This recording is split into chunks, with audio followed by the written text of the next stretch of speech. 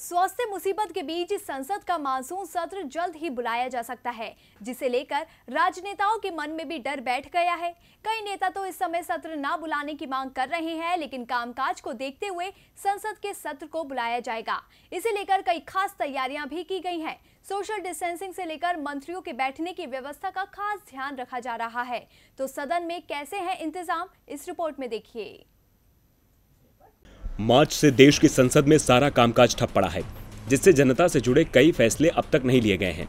लेकिन अब सितंबर में संसद के मॉनसून सत्र को बुलाए जाने की तैयारियां शुरू कर दी गई हैं। स्वास्थ्य मुसीबत के दौर को देखते हुए सदन में कई खास इंतजाम किए जा रहे हैं। दरअसल राज्यसभा के सभापति और उपराष्ट्रपति वेंकैया नायडू ने संसद के मॉनसून सत्र से पहले बैठक की।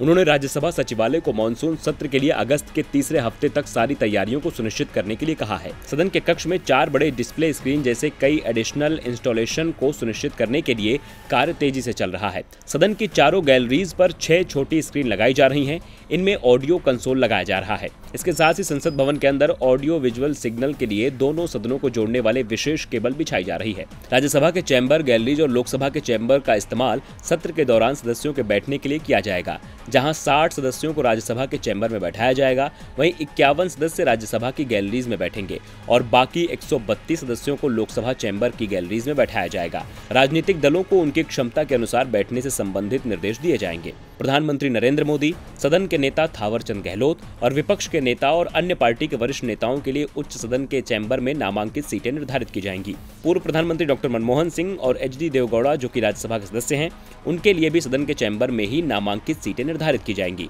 आपको बता दें कि सदनों के चैम्बर और गैलरीज का इस्तेमाल सत्र के आयोजन के लिए किए जाने का कदम भारतीय संसद के इतिहास में 1952 से पहली बार उठाया जा रहा है। यानी अब की बार संसद बदली बदली से नजर आएगी। टीवी लाइव की रिपोर्ट।